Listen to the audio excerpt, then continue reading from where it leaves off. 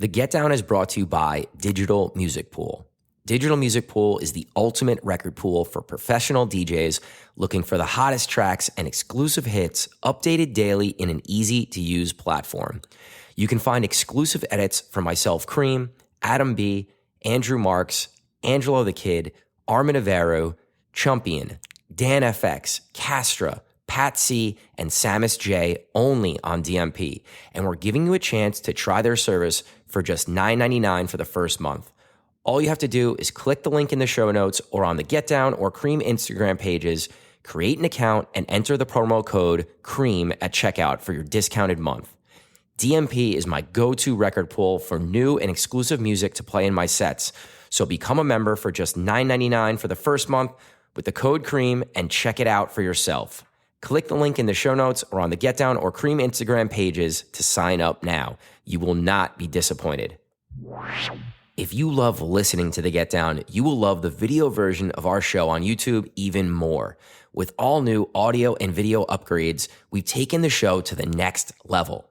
On YouTube, you get to see our facial expressions, hand gestures, and real passion we have for this industry and for helping you grow your DJ business. Click the link in the show notes or on the Get Down Instagram page to watch the podcast now or search Get Down DJs on YouTube. We would greatly appreciate if you subscribe to our channel, like, and comment any questions you might have that we could bring up on the show. This episode, we have DJ, producer, and Purari Production Academy founder and instructor, Purari, on the show. Purari's released original music on Hardwell's Revealed, Laidback Luke's Mix Mash, Dimitri Vegas and Like Mike's Smash the House record labels, and has helped his students release countless more records over the last few years. We discuss what it's like to transfer his focus from his own music and DJ career to that of his students, the importance of Miami Music Week and some highlights from this year, and finally, a deep dive on the current state of dance music and where he thinks the sound is headed. Let's get into this episode of The Get Down with Purari.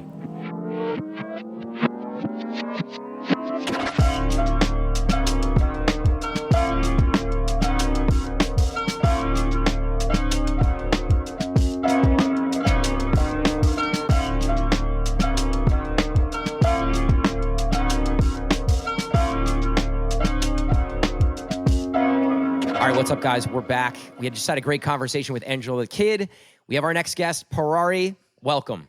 Woo! Back. Where are the sound effects, guys? I told you last time we need some soundboards, some claps, some sirens going off. Because I did the sound effects with Angelo. Out of my mouth. We alluded to this on the Angelo conversation no more than 3 minutes ago on this video. So gotta call us out. That's why. That'll be a good Christmas gift to give you guys. I'm gonna get you guys a Stream Deck. I'm gonna load them up with sound effects and everything from like Serato Sampler, and then you could just fire them off when the guest comes out. So we're all coming off Miami. We spent pretty much the whole time together. We stayed together this year, and I was only in town and Gary were only in town for a couple days, but we pretty much hung out the entire time, and it was business the whole time, right? We had high level business conversations and meetings and interactions for the whole 2 days. Oh yeah, it was a good time. I mean, I love hanging out with you guys. I love being down there with you guys. It's just such a fresh change of scene with the sun after being in the winter the whole time, and then just the music is on a whole nother level. I know Gary really loves hearing the diversity of music down there, as do I. But I know Gary, that's like his heart and soul right there. But really, it's such a good time. I look forward to it every year. It's the best. So I think things have changed a bunch for you personally, whereas in years past, I mean, you were going down there strictly for Purari and for you're pursuing, your artist goals and solely focusing on just one person, whereas now you're going down there representing yourself, but also representing Purari Production Academy and all the guys, the growing army of producers that you're helping to build. So how has that changed for you? Yeah, I mean, this year was special. Going down there since I was 18 years old, we talked about this before, but all my friends used to go on spring break. So Cancun, Bahamas, wherever the spring break was. But for me, I've always wanted this life. I've dreamt about this since I was 13. So I knew that in March, there was no such thing as spring break. You had to be in Miami. And, growing up, I was the kid going backstage or sneaking backstage, handing out USB sticks, trying to link up with the artists. And this year was so special because I think there was 16 of the Purari Production Academy students compared to last year where there was maybe 3 or 4. There were 16 guys there. Some new, some very well seasoned in the academy. And I've taken on the role now where, people still come up to me. They recognize me as an artist, which is awesome. But I felt more like the dad or like the camp leader per se, where I was, going around, not just really introducing myself, but introducing, hey, so-and-so from X label, you should talk to one of my students right here. I teach him production. He does music that you would be interested in, and kind of facilitating all of those relationships that, I've made in the past with these guys, and still utilizing the same tactics, going down there with the plan, hitting the right parties, trying to know who's who and what role they are, not trying to talk to maybe the artist, but maybe find the A&R that's there. And it was really, really special this year. I'm really proud of the guys, and they did, more than I could ever ask for from them this year. So in an industry where a lot of interactions are made online between artists, how do you find out who those A&Rs are and those record execs? Like you have to do your homework, obviously, right? And yeah, it's just about doing homework. For me, growing up so involved in this industry, it was like whenever I saw Hardwell make a post, for example, I tried to see who was always consistent in those posts. Was it like the guys in the background? And, you kind of pick up on that stuff once you get, I guess, more into the industry. You'll see those same faces all the time. You'll kind of just start a random conversation and then find out who they are. But yeah, it's really about doing your homework. A lot of the guys, were invested into Armada, which was a great label, and or still is a great label. And we're at this Fountain Blue party on with Digital Music Pool and the EDMAs on Friday, and who walks in is Armin van Buuren. Now, Armin walks in with this giant posse, right? You guys remember, he looked like God walking in. And people are the filming energy him. changed in the whole place. Yeah, it was like, oh my God, Armin's just walking through the pool party. I could touch him. But, you had to look at who was around him, right? And every single artist in this entire industry has a team. And that's what, kind of generates the success for them. But, a lot of the DJs, the young, naive DJs, which they weren't my students, but I saw a couple of them try and run up to Armin and be like, hey, Armin, here's my USB. But meanwhile, they didn't know that one of the head A&Rs from Armada was there the entire time, and nobody knew who he was. We even went to Spinnin' Pool Party on Wednesday, and the head A&R, the guy you got to know at Spinnin', is just walking around the pool, making sure the stage looks good. And now one artist went up to him, and I was like, this is crazy. But it really takes doing the homework, like you said, Garrett, to find out who these people are and make sure you go up to them and say, hey, what's up, man? I'm so-and-so. Putting the face to the name, and maybe down the line, maybe at that moment it won't make any sense, but down the line when you're sending demos, oh, yeah, I met that guy at Spinnin' Pool Party. I remember him. He was so nice. Makes a whole difference. It's wild down there because those guys are usually just walking around. There's really not too many people talking to them all the time. With the artists, somebody's talking to those artists all the time because they're so face forward, right? Yeah. Those back end guys, they're just kind of perusing around, talking to some people here and there. It's like you can really maximize great time right there. It's kind of like being naive as a young artist. You just don't know, right? But the more you do it, the more that, you'll get to it. And, my guys, I always say, you guys are, lucky you have me because I'm pointing these guys out to you and telling you, it took me maybe 8-9 years to find out who these people were. And I'm saying, hey, you should go talk to him. That's the A&R of Armada. That's the A&R of Spinnin'. And it changes the whole dynamic of it. So peeling back the curtain for the guys. But I think that's such a great point as far as really finding the person who can actually make the decision. And this goes for whether you're a DJ, whether you're a producer, in whatever you're trying to accomplish. You can go and pitch yourself and sell yourself and give your music to anyone. But if it's not the person that can actually make the decision, what's the point? You're wasting your time. So doing that homework and being prepared and taking that extra step, right? We talked a lot with Angelo about taking the extra step in anything that he's working on, but taking that extra step and doing that extra homework, doing a little work behind the scenes is going to set you apart and set you up for success so that you are talking to the actual decision maker and the person that can really help you. Right. How many times have we sat down in our early booking career and sat down with like the manager and was like, okay, like this is what we can do for you guys. And like, all right, cool. You get it from the meeting. Like, let me talk to the owner. It's like, shit, I just wasted an hour of my time. Right. Exactly. So that's, I mean, it goes with anything. Like, you're trying to get a job, right? You're trying to find out who the guy that's hiring is, right? Well, if you're really about this life, why aren't you trying to find the person that's going to sign your records or that'll sign you to the label? Like, it's the same thing. It's just the naiveness of like the younger talent just straight going to the DJs when the artists like just sit there and make the music and, you know, they're the face of the brand, but they're not doing all the other stuff. It's the team around them. And that's one of the biggest things I try to teach my guys this year was talk to the other guys around the artist. The artist isn't going to do much except for saying, hey, thanks for the music and, you know, nice to meet you. And that's it. And moving on. So I love this part of Purari Production Academy that brings a lot more than just production, right? Yeah. You're getting a 101 or better probably in all aspects of this business.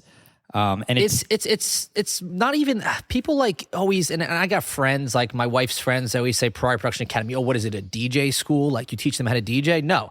Yes, we can teach you how to DJ. We make music. Like that's our primary thing. But I think the biggest thing that the guys get out of this is the coaching aspect of it. You know, I'm on you 24/7. Like, you know, do this. Are you following up with this guy? Are you doing this? I'm coaching you along the way to get you to the steps that you need to be at. And that's where this school is different from every other school. You buy a YouTube video, yeah, they'll teach you how to program a kick. They'll teach you how to sidechain 8 different ways, just like I do, right? But they're not the ones coaching you along this journey to get you where you need to be. And I think that's the biggest thing is the one-on-one coaching aspect of it, like you said. You know what? And we talked about this a lot at dinner when we were in Miami, but what you're doing with the Purari Production Academy and what we're doing with Get Down, and there's a lot of a crossover, right? So there's DJs that want to be producers and vice versa where we're working together. And it's like, where else in the country can you work with Get Down and work with Purari Production Academy and get what all of our guys get? And like you said, it's not necessarily, this is how you mix 2 songs together, right? It's everything else that goes into being successful and not just being a DJ or a producer, but actually being a business and like understanding all these little things, right? We talked about the gatekeeper and the decision maker and all those things that you can't learn from a YouTube video. You could only learn from experience and living it and going through it and dealing with it and using that stuff to help these younger guys. And I'm really proud of what we're creating here separately, but also working together. And like I said, I don't think anyone else in the country is doing what we do. And we're going to start seeing a lot of these young artists blowing up. Yes. You know, I always say there's a matter of time. There's like a book, right? And it's an invisible book, I call it. And it's the rule book of how to make relationships in this industry, how to be a DJ, how to do this, how to do that. Now, this podcast is literally you're giving chapters out to these DJs from this book, right? The only way you have that you could have access to this book is by writing your own chapters. You're giving these chapters out for free on this podcast. So like it's such invaluable information that just Get Down is doing for the younger generation as well. Like it's even, I think Garrett, we talked about this a long time ago in Miami, but we talked about like the early Hoboken nightlife and how you used to have to go out in like a collared shirt and jeans. And I remember that time. And at that time, you know, there were promoters that you had to talk to for bookings. You know, it was very hard to fill your DJ calendar. And then what you guys do for these guys is absolutely amazing. I mean, you're filling their calendars up. They come out of their bedroom, they work with Get Down, and boom, their calendars are filled like that. That took me years to develop relationships and bookers and contacting them. So what you guys give is gold, you know? And like you said, there's no one really doing that in this aspect around our market at all. I don't think any market. Any market. I'm saying the combination of... And I'm just talking about the U.S. Of both of our stuff. Like, so, you know, we never... I don't like to pat ourselves on the back, but I'm really proud of what we're building here in New Jersey in a market where... And New York, but in a market where it was so splintered and so cutthroat and so competitive and hard to break into. I think we've created something that's better. It's better for the industry as a whole, and I'm really excited about where we could take some of the artists. And listen, these guys and girls are doing all the work that they need to do on the back end to help them grow. But definitely, I think it's just about paying your dues. It's really what it's all about. And it's funny because I ran into a DJ this weekend. I was playing at Birch this weekend, and I ran into a DJ I haven't seen in a long time. And I remember that I used to be deathly scared of this guy. I mean, he was just intimidating as hell. I don't think that when I was 18 and I had my first residency at Bliss, I was necessarily welcome there. I think I was looked at as like the new guy. And then, I saw him the other night. We took a shot. We had a great conversation, and he basically apologized for being a dick back then, all those years, but saying how awesome, like, of the DJ that I became. Like, it was such the biggest compliment. And I came home, and I don't care if the night was so busy or so slow that night. That was the moment of my night, is that one of the guys was like, dude, I respect everything you're doing, how you're helping the upcoming guys. When you were upcoming, I was just mean to you, and that's the way it was. You had to be a dick because the guys before me were dicks, and you had to kind of earn that respect. And he goes, but what you're doing is you're teaching the other guys how to have that invisible book and pay their dues and do it in the right way, the proper way, let's call it. And that was such a cool moment for me this Saturday night. But it goes back to everything you guys said. We've created accessibility to one another, right? To this younger generation, and to do it in a way where we're not intimidating, hopefully. Yeah. Because that was the worst part of coming up as a DJ, was like trying to walk into those rooms, and especially somebody that's like I'm much better, but when I was younger, like, I was super quiet, wasn't talking to anybody, and I'd walk in and like I'd stare at Chachi for like 4 hours DJ, right? And that's before you stared at a DJ, right? And they were in the corner, yeah. I like stood in the corner like with a vodka soda and like just watched the DJ, and like that's kind of what I did, because like I knew if I ever approached that person, like he was just gonna be like, who the fuck are you? You know what I mean? Yeah. So I think we've created some accessibility, and I think it showed at Miami Music Week. I think we had like, between Purari Production Academy and Get Down, maybe like 15, 16 people down there. You gotta look at that picture we took. There's like 40 people in that one picture. I don't know who has it. Maybe Be Nice has it, I think. But we gotta get that picture. It was a great picture. A lot of guys are down there. It. But like, I mean, I think the proof was right there at Miami Music Week, and how the accessibility and just giving guys the playbook is producing something. We'll definitely. We'll see what that thing is, but definitely something. So let me ask you, how's it been to really transition just as Purari the artist to Purari the coach? And like, are you struggling with your time as far as, all right, I need to spend time on my stuff, and all right, I'm going to set this other time aside for my students? Because for me, it's a challenge sometimes, where Get Down sometimes takes over my life and the cream stuff gets put on the back burner. So how's it been for you? The exact same. It was a tough transition because I was also trying to transition my artist career as well. I was doing a lot of open format gigs. I was doing like DJing, you guys know I had 2 accounts in Hoboken. I was booking the DJs there, and I was DJing 3, 4, 5 times a week even. And, COVID hit and that all stopped. And when it came back, I didn't want to do that anymore. So I kind of made this transition of, I heard an interview with, I think it was DJ Spider and James Hype. And I was sitting in the airport touring, going somewhere. And it really resonated with me on DJ Spider's podcast. And he basically talks about how James Hype had to take a step back from the open format gigs. Yeah, you're making a lot of money. Yeah, you're the star of your town or whatever, but you got to take a step back in order to get those higher rates and, to become an artist, because you can't be playing those open format gigs and expect to become an artist. It's just not going to happen, because, you're this $300 DJ. Well, how are you going to ever be a $600 DJ if you stay this $300 DJ? So that was a big change,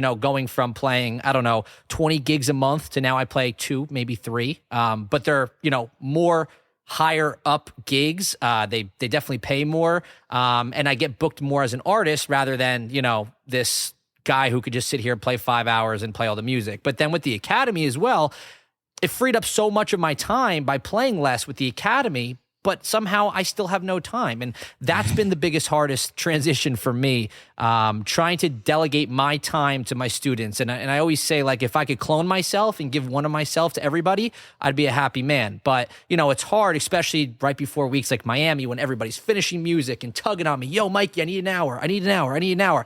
And I physically can't. Like, there's some days where I can't even hang out with my wife because I'm so locked in this studio now. So, I think the biggest thing again now, like you guys have, is just finding the right team with the Academy. I'm looking to take on maybe new teachers or collaborating with other guys that have academies and bringing them on.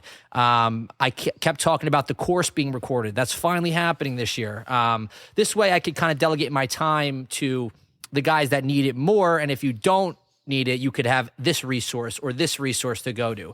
But it's been tough, man. I mean, I don't know how you guys do it. I'm learning a lot from you guys trying to manage through this, with my own business. So you're relatively new in the business side of it, right? So yeah, I mean, we're 5 or 6 years in at this point, and we're still transitioning into different SOPs and different, every aspect of the business is changing almost monthly. Yeah.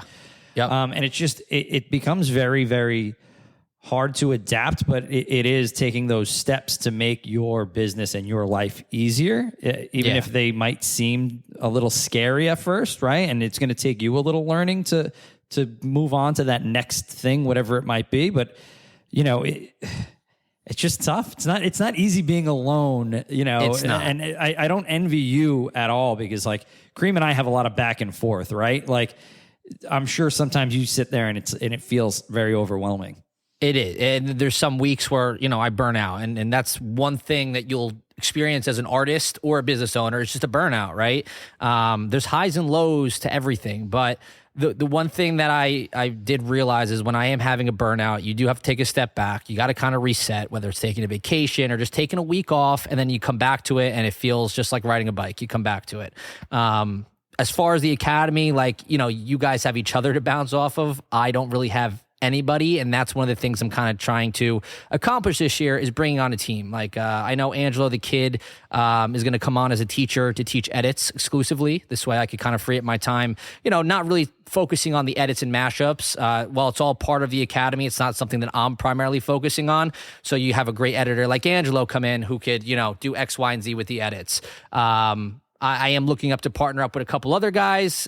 Can't really say much in the works, but it's going to be more of a collective in a school where I have different guys with different experiences doing different things, and it'll bring a lot more to the table just besides the production aspect of it, but just like the business side as well with the relationships they have or the labels they have relationships with, and all the above. Just real quick, last question about this. From like a producer's perspective, do you feel like bringing those people on, obviously their production style, et cetera, but their style's obviously going to be a little different from yours. Do you feel like you're going to be like a little standoffish about some of the stuff Nobody's going to teach it like me. Nobody's going to teach it like me. It's just, it's that's what it comes down to. But, there are producers that, are really, really talented. And hey, if they could teach you a better way than me, so be it. There's no rules in music. So if there's a better way, learn it. But as long as they're getting the job done, these guys are learning. That's what I care about. I think we had a very separate parts of like our businesses, and we're on a similar trajectory where before COVID, things were happening, whatever. Then we had this long break and this time to strategize about what are we going to do when we open up. And then once we finally opened up, it was like a sprint, right? Everybody was just like, grow, more accounts, more DJs. Like it was just a constant flow of more. And I think you've kind of gone through the same thing. And just from our experience, some of the best time we put to use was setting some things in place that we didn't have to deal with some of the lower end stuff, right? DJ equipment at venues, all the processes that we put in place, like the scheduling app and the communications and Discord and all these things that take time. But once they're in place, it allows you, the business owner, to focus more on the high end things, right? The actual teaching and coaching, or ways that you can grow the business. And I think for you, like getting the video shot and the course shot so that you can say, hey, you're not ready for this high level one-on-one Purari mentorship, but take this course. It's a little less money, and you see if the artist or producer is going to really commit to it and put that time and effort in. And if they do, they then now earn the right to be able to get your one-on-one time because it is so valuable. And I think you're doing all the right things. And I think, you went through that sprint process, and now it's like, all right, get all the processes, get the team in place, and you're going to just blow once all that stuff is. Yeah, thanks, man. I mean, done. Like, again, with COVID, we're hitting 3 years of the Production Academy in 3 days, April 6th. And with COVID, there was never really a lull time. It was kind of just like COVID hit and boom, I hit the sprint. Like, so I just went running, and here we are 3 years later, and it's still going, But I mean, you said everything, you hit the nail on the head. Like, it's just about finding the right artists too that are committed to this program. I've dealt with a lot of artists, obviously, in the last 3 years, and some of them are merely just doing this because it's the cool thing to do right now, right? I feel like, and I've made Instagram posts about this, and I've talked on Instagram about this, but I feel like, especially in our market, New Jersey guys are obsessed with being the best in New Jersey, but nowhere else, right? They want to be the best in New Jersey. So if they see Angelo the Kid producing, and Solano, and Sean Magda, and these guys are getting all the success, right? They're like, oh, well, I better hit up Purari because I better produce. But they don't necessarily want to do that. I mean, these guys are producing because they love to produce. They love the music they make. You know how many producers I meet and they're like, oh man, I hate the music that I make. Like, I don't want to be making this music. I want to be making X, Y, and Z music. Like, they don't even like dance music, and it's not a passion of theirs. So do it because you want to do it. And if you want to be the biggest in New Jersey, that's all cool. If that's your goal, then do it. But it's about the consistency with this. Don't do it because it's the cool thing to do right now. And you see the success of X, Y, and Z guys. And Kareem, I know you probably have seen this with edits, right? Edits start becoming big, and then how many people were making edits? All of a sudden, everybody does it. Then the next thing happens, producing. Now, everybody wants to produce. But I'm looking for artists who are in this for the long game, not the short game. Don't take 3 lessons and then be done with it, right? Be here for the long game. And I could tell you from experience, it will be way more worth your while to do it for the long game than the short game, especially as an artist. It's interesting, we meet a lot of the things that we deal with mirror, right? We just in different worlds. Our side on the DJ side and your side on the production side, but we fight with the same thing of like finding the DJs that are committed and really want to be better DJs and really want to grow and understand all these things that are important. And it's like, how do you choose those people? How do you choose who to push and who maybe doesn't have the commitment? I mean, there's certain signs. You see it from their work ethic, from their questions they ask. They're willing to learn. Like, you kind of just get these signs from somebody and be like, this is the guy. I mean, there's one guy that particularly just pops out into my head, which is Solano. And Solano, at first, I wasn't really sure about his commitment. It was like brand new with COVID. He was like a new DJ on the scene, and he was he was 50-50 for me, but I took him on and we started working together. And then there was a turning point, maybe about 6 or 7 months into the production thing. And it was like, how do I do this? How is he making these types of leads? How, and he was just following those steps, being like, being an artist, really, like asking the right questions. And you look at what he's doing in his career now, he has giant remixes coming out. You got to hear his new stuff. I mean, you even texted me one time, you're like, dude, every time Solano sends me something, I'm like, oh my God. But, now it's like, I see the drive and the commitment in a student like that, and I'm taking him into overdrive. Boom. Like, you're going somewhere now. And it's been, great working with a kid like him because he has so much talent, and to find that talent and then, bring it to the forefront and give it growth is the most gratifying experience for me as a teacher, as I'm sure it is for you guys when you season a DJ with talent. So from an ex-coach for a long time and an ex-teacher, something that I took away with from a couple of things that you said is that sometimes it does take 3 sessions for somebody to realize if it's for them or not, right? Right. And then if it is for them, then it maybe takes another 3, 6, 10 sessions to really develop the passion for it, right? I've had students that, or players that, like, okay, they were okay basketball players, let's say, but they, you could see there's like a glimmer of passion, but it took like you push the right buttons, right? And you ask the right questions with them, and then they start asking the right questions back. And then that's where like the real drive and motivation comes from. So it's important for us and Kareem, even for us as bookers, to let those guys grow a little bit and get their feet wet, and then understand like kind of what the process is all about, whether it be production or be DJing, and understand that like you have to start somewhere small and then kind of develop into the artist or DJ that you're going to become. We have to have the patience, right? Right. It's just finding that talent and kind of exploiting it to them and showing them that, you have this talent, do it in this way, and you could be something huge. And again, I can't describe it in any other way besides the word gratifying. Like, it's gratifying for me to see these guys do their own thing, and just to see them in Miami. I mean, we're chilling at the Fountain Blue pool party, and all of a sudden a Solano track's playing and an Olive Oil track's playing. And then I see them, they're like, oh my God, like they get their phone out, they're all excited. And, for me, I'm just smiling on the inside, knowing that like I facilitated that. And they're in a different state, and they don't even know about all the other 49 states or 48 states besides New Jersey and Miami, or Florida, where their music is being played. And that's like the most gratifying experience for me. That's awesome.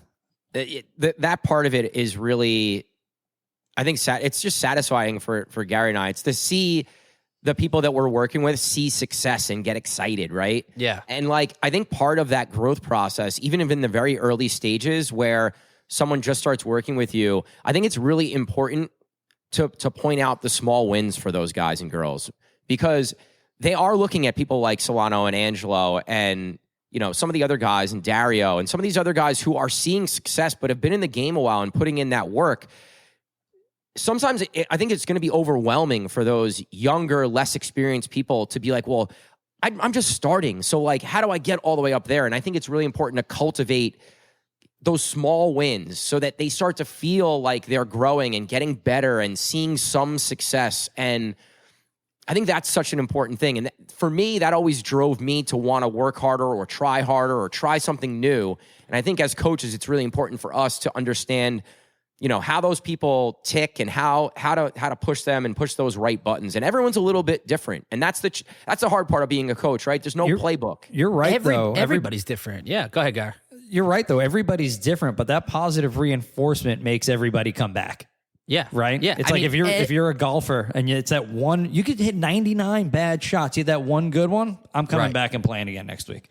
And everybody's different. And I always thought in my career, and I've seen a lot of my friends become giant DJs. Mac J, Riggy and Piros, 4B, A Vision. And I always thought I had to do what they did to become big, or like when I was trying to follow or catch up to them, I thought I had to do what they did. And it took me like maybe 8 years into the game to realize that everybody's path is different, and it's all the little stepping stones. That little small win you had by getting your track played by this guy, that leads to the next 3 steps, and then you take another step, and you keep going up the ladder until you finally get there. And it took me a long time to realize that, and now I kind of know my role, my place, and where I need to be and where I need to go from here because of all those little wins and all those little small victories that have happened in my career. Small victories turn into big wins, though. Exactly. When you look back over the course of a year, if you're getting small wins every week, one small win, 2, 3, over the course of a year, if you're getting a small win every week, that's a lot of wins. And that will help the timing, right? Point. Like, a lot of people are impatient and they want the success. Boom, boom. It happens like that. But it's the time. And the more you work, the more small wins you get, the more you're going to climb up the ladder. And that's all really what it's about. But time is such a big thing too. And you don't want to feel like you're wasting your time, but at the same time, you want to go as fast as possible. And that's one thing I love to teach my guys is that, time is on your side. the more you keep working, the more time you put in, you'll go up that ladder a little bit faster. But if you don't put that work in, yeah, it will seem like it's a stretch or it's a long time. So yeah, I mean, you know, it's a cultivation of all of those things, and a lot of guys don't realize that, but I think more are starting to realize it now. If you're listening and you're saying to yourself, like, man, I've been trying production and I'm not seeing it. I'm not seeing the wins. I don't feel like I'm not getting better. Or you've been DJing and you're still playing the same places. Just realize it takes way longer than you think it's going to take to take the next step. And if you stick with it, you're going to start seeing the wins, right? Maybe you're not seeing them as quickly as you want, but the patience and just going to work every single day, I'm telling you, you're going to see a win and it's going to motivate you. And then you're going to look back and be like, holy shit, I just jumped up like a whole level in my DJ career where I just got great feedback at this opportunity in New York City. And now I'm a regular there. And it's like a year ago, I was ready to quit because I wasn't seeing it. I was just playing the local bar. So just be patient and stick with it. I think that's like that's the best advice I could give to anybody that is coming up, is be patient and keep working at it. I think it's really important to never measure yourself against somebody that like maybe started before you or started after you even. That's even more important, right? Right. You need to go at your own pace. And that's the only way you're ever going. You're only going to make progress at your own pace. Yeah, you could push and try to expedite it, but that's not always the case. There are going to be people that are like, hey, I've been in the game for 8 years. This guy's been DJing for a year, producing for 2 years, and he's already playing the biggest spots in my market. Well, it just happens that way. It's always happened that way, and you just have to do things your own way and figure out your own lane. There's a great quote by Jimmy Iovine that I love from the Defiant Ones, and he talks about horse racing, right? And he goes, you know why horses have blinders on their eyes? He goes, because if they look to the left or the right, they miss a beat, they fall. And it shows this image of like this one horse that looks to the left, he trips, and he trips up all the other horses behind him. And then you see that one horse just kind of going off to the race. And I tell my guys that all the time. Like, if you are comparing your success to the guy to the left of you and the right of you, you're already losing the game. You're tripping up yourself. You have to keep your head down and just move in one direction. And that's it. And I can't wait to get that quote and hang it up on this wall right here, this empty wall in my new studio, because it really is one of my favorite quotes, and I live by it, you know? So I want to remind myself about that every day when I come into this big, beautiful new studio that, like, boom, you know, I'm in my own lane. I built this studio. I got to this point, not, you know, by comparing myself to this guy and this guy. I got here. I mean, we just had Angelo on, right? I think a lot of people compare themselves in our market to Angelo because he grew so quickly and he's done these big things. But what people don't see is what Angelo was doing every single day behind the scenes to be able to grow that quickly. So you see this successes sometimes, and then you automatically try to compare, but you don't really see what's happening behind the scenes and how much work's getting put in. Tip of the iceberg, right? You see the tip of the iceberg, but you see all the bottom part of the iceberg that's ginormous and massive. Like, a lot of guys even come up to me and they don't even know that I had this whole Mikey P artist brand before I had Purari. And they're like, yo, I just heard of you, Purari, blah, blah. I'm like, man, I had a whole career under Mikey P that like grew me to this artist Purari, you know? And I've been doing this for I'm sorry. 13, 14 years. It's like insane. But I'm laughing because like, so there's been like 4 things that we've talked about that like we've talked about. I literally made the exact tip of the iceberg thing when we were talking with Angelo. Talking about something different, and like it's just really funny that we're on the same page with how we look at the industry and the business. And you know, I think that's why we work so well together, is because we really are all on the same page, and it's just really refreshing. Because we have the same chapters from that invisible book. So if you're a young producer or DJ, take out your notepad, take out your iPhone, write this stuff down, because this is the stuff that you could put, that we're giving to you in your invisible book right here. Just learn from it, man. And it's just similar mindsets. We come from the same cloth. Yeah. So, all right. So most of this conversation we've had has been all business and, you know, our high end stuff. But I want to end this just talking a little bit about music, because something that we talked about when we were at the 4B show, you had sent 4B some music from one of the students in the production academy, and I thought he gave incredible advice. So yeah, tell the audience what that advice was and why it's so important. So we kind of like, again, Bobby and I started producing probably around the same time, growing up, DJing Abyss, Surf Club, and all those things. And I forget who may have told us this. I'm not sure who it was. And something I tell my guys all the time is when it comes to remixing, right? Everybody, a new song comes out, and because music is so accessible now and production is so accessible, so many guys pop on to be the first remix, right? But the biggest piece of advice that, we've gotten, and I forget who told us that, is don't be the first remix, be the best remix, right? So there was a situation where the song came out and, I had a producer in the academy, I want to remix it, and he's rushing it. Can I get 4 hours this week? Can I get 5 hours this week? I'm like, dude, take your time with it. It's going to come out good, but whatever. Anyway, song comes out. It's completely rushed. That was my biggest advice as a coach for him was, hey, man, this is rushed. You sure you want to put this out? Yes. Boom. So he goes, he sends it to 4B. We send it to him. Literally the same exact thing comes out. This sounds rushed was the feedback, right? But then you compare it to all of his other stuff that was well-produced, taking the time. And I think Bobby played one of the other ones that night.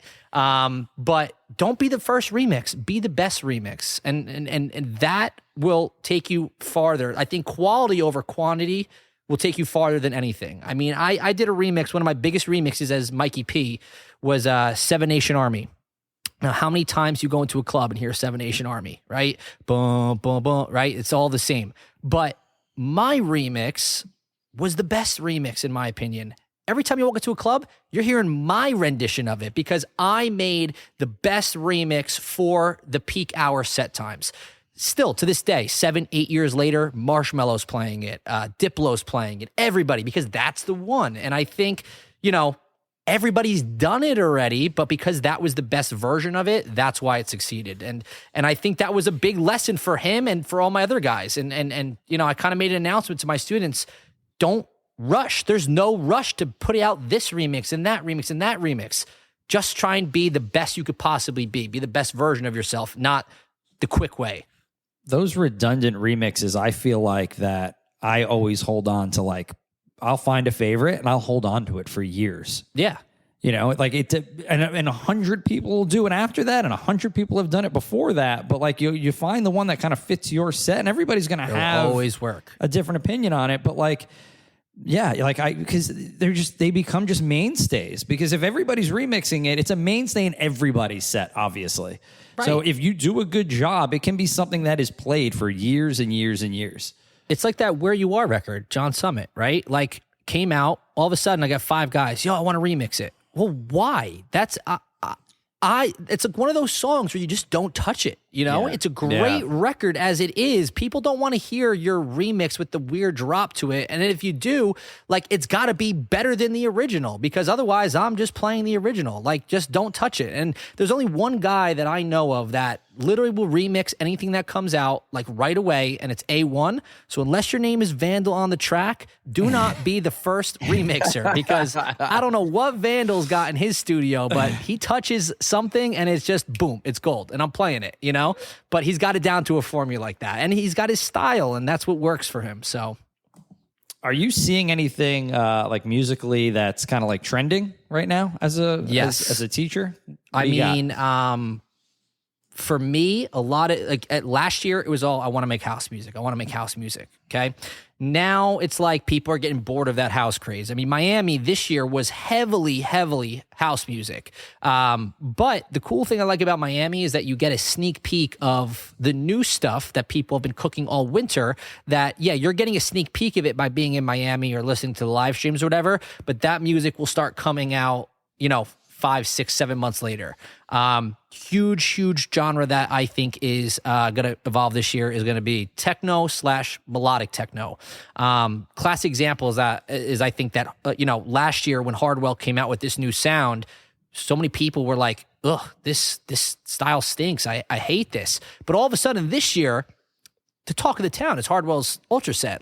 It was so good. It's because people now are, kind of getting the techno stuff. They're kind of accepting it a little bit more. So techno is going to be big. That rolling bass line melodic techno style has also been very big. I think that, you know, with the John Summit guys doing it and the Tale of Us stuff, I think that style is going to make a big explosion this year, and I'm curious to see where it goes from there. There's always like that one record that does it for everybody, right? Yeah. Like that's, oh man, that record just changed everything for everybody, and I'm curious to see where it goes the rest of the year. Do you think the John Summit record could be that record? It's early on in the year. I'm kind of curious to see what comes on after it. But I mean, you could clearly see that melodic, euphoric, like almost like, remember how progressive house used to hit you in the feels, right? Like the big Nicky Romero records or Payback, like Steve Angelo, like those big, like it's Just that, but now underground. Too, where that stuff like really hits. It's coming back. I think people are coming back to the feeling of like that euphoric feeling and not so much after the drop. I think people are sick of the drop, you know, right now.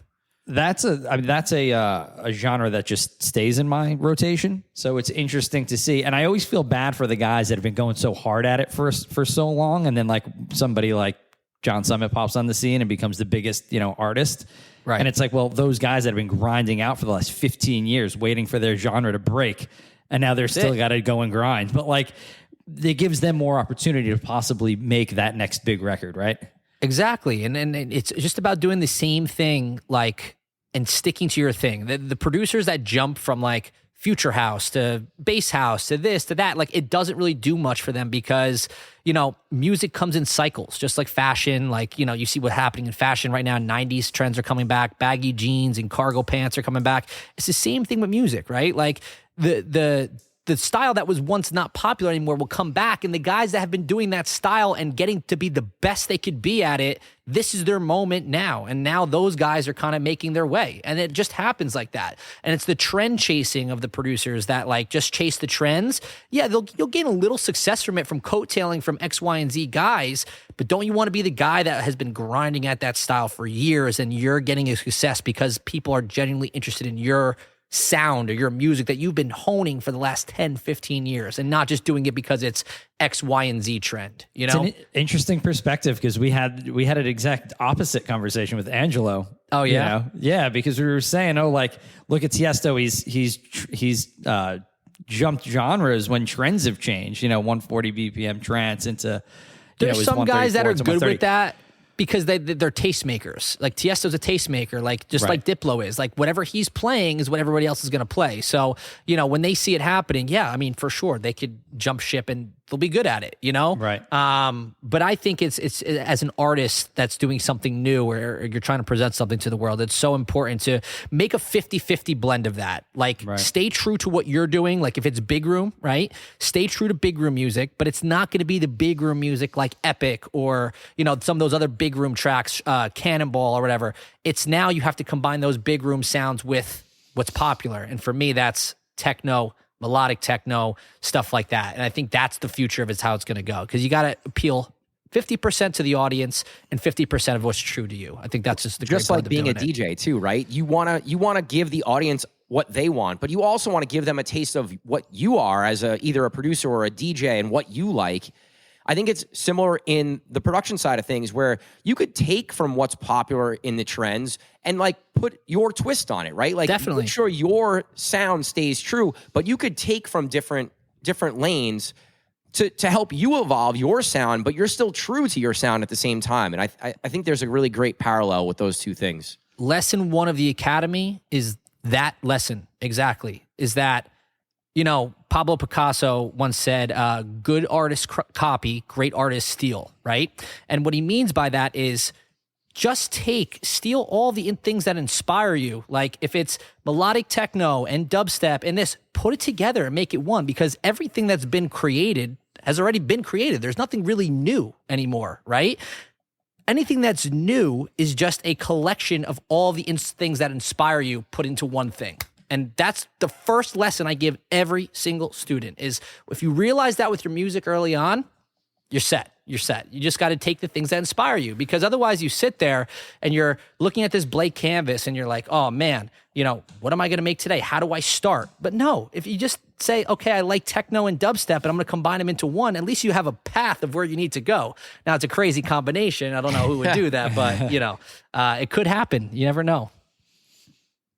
I think that's a great way to finish up. What do you think, Garrett? Yeah, for sure.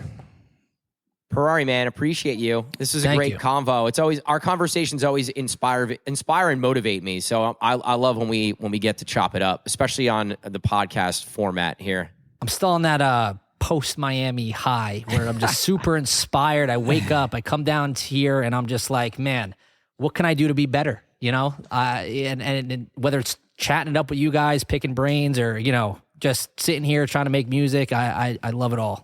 I think we came home and I never felt more motivated or more focused on exactly what we needed to do as a business to continue to move forward. So, I think that's just part of the Miami effect, right? You get to see all these guys and you're bouncing around and you could taste the success, you could grasp at it and see that like you can get there, right? You can get there. Yeah. You can do it. Anybody can do it. And I think that's like kind of one of the things that I am trying to preach with this course is I don't have any special musical training or talent. All I'm here trying to show you is that if you're a regular guy and you want to do it, you take this course or you DJ with you guys, you can do it. Like, it's possible. And, like you said, just being in that Miami atmosphere, it's like there's something in the air there that like during that week that is just like, man, it's so hard to explain. And there's a reason why so many guys look forward to it. It's because of that effect. And, all my guys are like, all right, I'm ready to go back in the studio. Like, let's hit it. And I'm like, shit, well, I don't have that much time. Like, I'm trying to get on that high myself. So, it's been good. It's been fun. We might need a little mock studio next year down there. Oh yeah, definitely. There's plenty of room here. I mean, when my wife and I bought this house, I said, there was one rule. I said, when we were looking for a house, I needed a basement for a studio. And I said, this is my room. Everything else in the house, I want to say a thing. You could paint all the rooms pink. I said, but my studio is going to be black, dark, like all the LED lights. I mean, all the lights change different colors, and this is my room. So there's always a spot in the back for you. It's big.